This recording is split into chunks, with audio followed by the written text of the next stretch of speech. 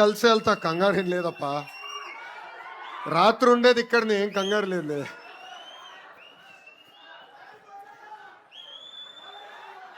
ఏమైనా డౌట్ ఉందా భయ్యా?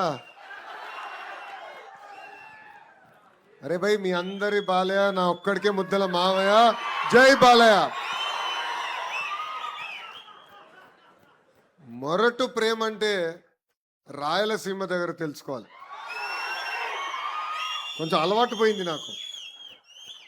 ఈరోజు దారి పొడుగున పెద్ద ఎత్తున నాకు మీరు ఘనస్వాగతం పలికినప్పుడు చేయి ఇవ్వాలనుకున్నా.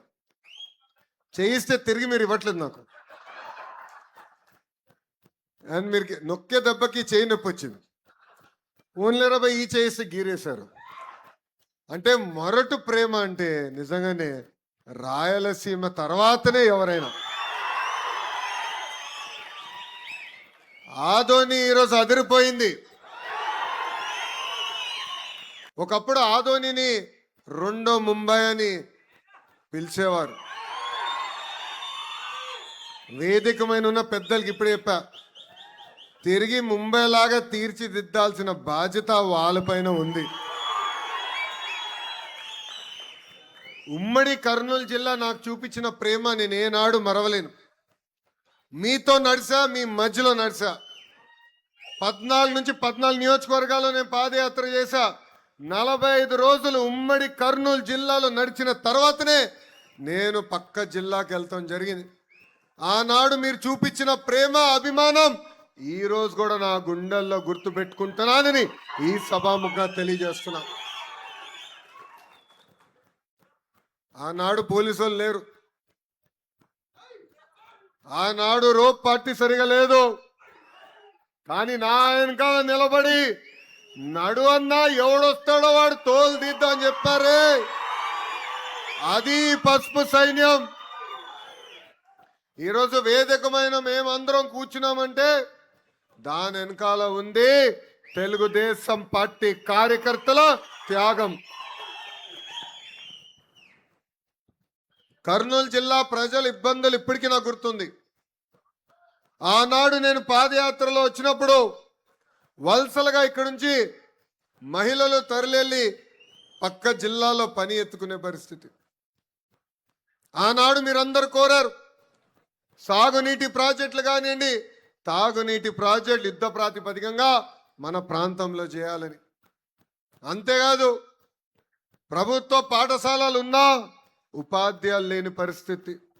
అందుకే నేను విద్యాశాఖ మార్చిలు అయిన తర్వాత ప్రత్యేకంగా డిఎస్సి ఏర్పాటు చేసి సుమారుగా 3000 మంది ఉపాధ్యాయులు ఒక్క కర్నూలు జిల్లాకే మన ప్రభుత్వం ఇష్టం జరిగింది. పరిశ్రమలు కూడా పెద్ద ఎత్తున ప్రోత్సహిస్తున్నాం.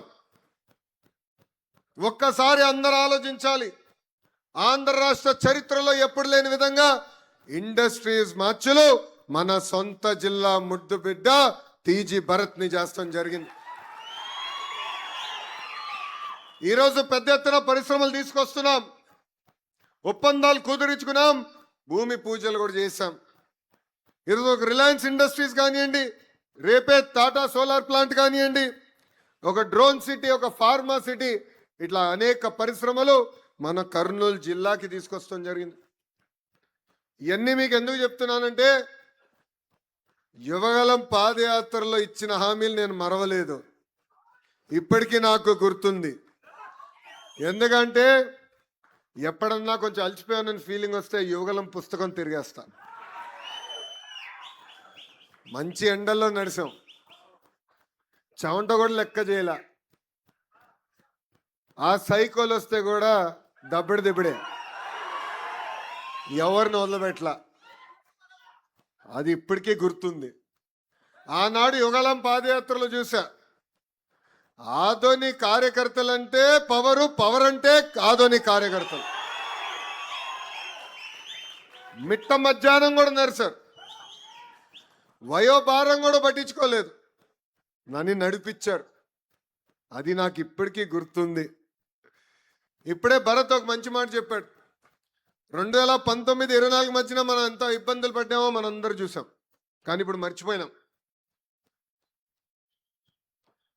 ఆనాడు ఒక సైకో ముఖ్యమంత్రి ఉంటే రాయలసీమకి ఏం పీకాడు, అదే మన ప్రభుత్వ అధికారంలోకి వచ్చిన తర్వాత రాయలసీమకి ఏం చేశామనేది ఒక్కసారి ప్రజలు చెప్పాల్సిన అవసరం ఉంది.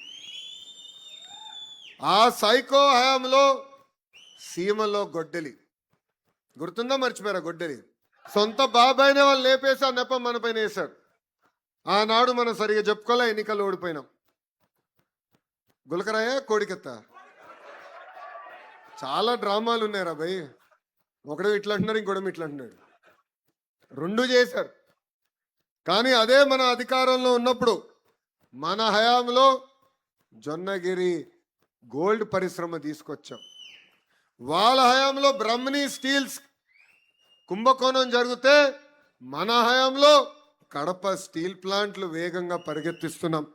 వాళ్ళ హయాంలో ఏకంగా రక్తం పారితే మన హయాంలో మిషన్ రాయలసీమ పేరుతో హార్టికల్చర్ని పెద్ద ఎత్తున ప్రోత్సహిస్తున్నాం.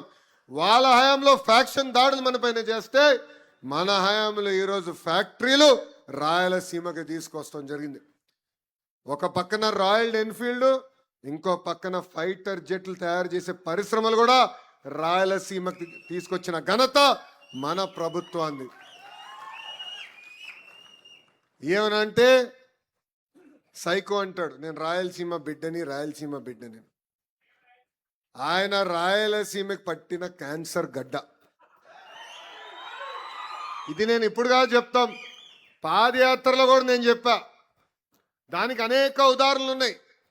మనందరం బిందు సైత్యం పైన ఆధారపడి ఉంటాం. 2014-19లో 90% సబ్సిడీతో మనం డ్రిప్ ఇరిగేషన్ ఇచ్చేవాళ్ళం. అలాంటిది ఆ సైకో ముఖ్యమంత్రి అయిన తర్వాత ఏకంగా సబ్సిడీలు రద్దు చేశారు. ఇంకో పక్కన ఆయన సొంత జిల్లా అన్నమయ్య ప్రాజెక్ట్ గేట్లు కొట్టుకోపోతే మనుషులు చనిపోయారు. కనీసం వెళ్ళి ఆ కుటుంబాల్ని ఆనాడు పరామర్శించలేదు. కనీసం వాళ్ళకి అందించాల్సిన నష్టపరిహారం కూడా ఆనాడు అందజేయలేదు. ఇంతేకాదు మనకు ఉన్న పరిశ్రమలు కూడా తరిమేశారు. ఒక అమర్ రాజా, ఒక జాకీ, ఇలాంటి అనేక పరిశ్రమలు కూడా తరిమేసే పరిస్థితి.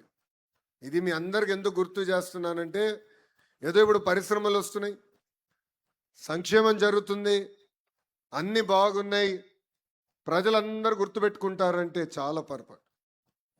గతంలో జరిగిన విధ్వంసం కూడా ప్రజలకి తెలియజేయాల్సిన బాధ్యత కార్యకర్తలందరిపైన ఉంది. 2025 మహానాడులో నేను చెప్పా, 6 శాసనాలు మనం ప్రకటించుకున్నాం. దాంట్లో నా గుండెకి దగ్గరైన శాసనం కార్యకర్తనే మా అధినేత. ఇది కేవలం చెప్తాను కాదు, ఆచరిస్తున్నాం. మన జరిగిన పార్టీ ఆవిర్భావ దినోత్సవం అప్పుడు గౌరవ ముఖ్యమంత్రి చంద్రబాబు నాయుడు గారు పక్కన కూర్చుంది కార్యకర్తలు. ఎవరైతే బూత్లో కష్టపడ్డారో వాళ్ళని తీసుకొచ్చి అధ్యక్షులు వారు పక్కన కూర్చోబెడతాం జరిగింది. కేంద్ర మంత్రులు, రాష్ట్ర మంత్రులు ఏకంగా వేదిక ముందల కూర్చునే పరిస్థితి. అది తెలుగుదేశం పార్టీ కార్యకర్తలకు ఇచ్చే గౌరవం. ప్రతిపక్షంలో ఉన్నప్పుడు మనం చూసాం ఒక తాతని, గుర్తున్నాడా? ఎవరు? అంజిరెడ్డి తాత.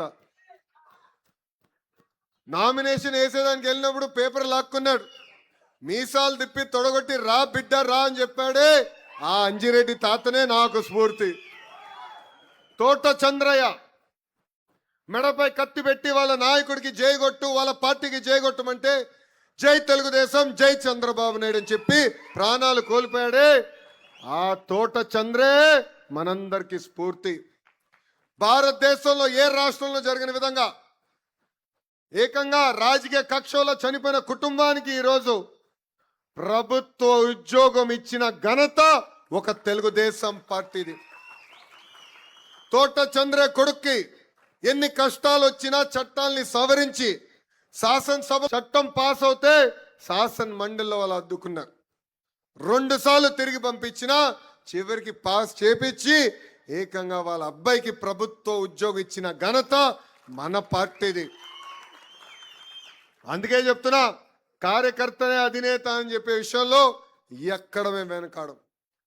మన జోనల్ కోఆర్డినేటర్లు అందరితో మేము మీటింగ్ పెట్టుకున్నాం. వాళ్ళు కూడా చాలా స్పష్టంగా చెప్పా. ఒక తెలుగుదేశం పార్టీ కార్యకర్త గ్రామం స్వర్ణ వార్డ్ సచివాలయంకి వెళ్ళినప్పుడు కానివ్వండి, పోలీసు వాళ్ళ దగ్గరికి వెళ్ళినప్పుడు కానివ్వండి, రెవెన్యూ వాళ్ళ దగ్గరికి వెళ్ళినప్పుడు కానివ్వండి, గౌరవంగా వాళ్ళ నుంచి రండి సార్, కూర్చోండి, సమస్య ఏముంటే చెప్పండి, న్యాయబద్ధంగా ఉంటే అది పరిష్కరించే బాధ్యత వాళ్ళు తీసుకోవాలి, అదే మనం కార్యకర్తలకు ఇచ్చే గౌరవం అని స్పష్టంగా చెప్తాం జరిగింది. అది ఆచరణలో తీసుకొచ్చే బాధ్యత మన పార్టీ మన ప్రభుత్వం తీసుకుంటుందని ఈ సభాముఖంగా కార్యకర్తలందరికీ నేను హామీ ఇస్తున్నా. మీ అందరు తెలుసు 2024 ఎన్నికల్లో ఎలాంటి పరిస్థితుల్లో మన ప్రభుత్వం ఏర్పడిందో. ఈరోజు 2 సంవత్సరాల ఆదాయం పెంచి రూపాయి ఆదాయం వస్తే రూపాయి 40 పైసలకి ఖర్చు తీసుకొచ్చాం. భారతదేశంలో ఏ రాష్ట్రం ఇవ్వని విధంగా 4,000 రూపాయలు పెన్షన్ మనం ఇస్తున్నాం. తల్లికి వందనం కింద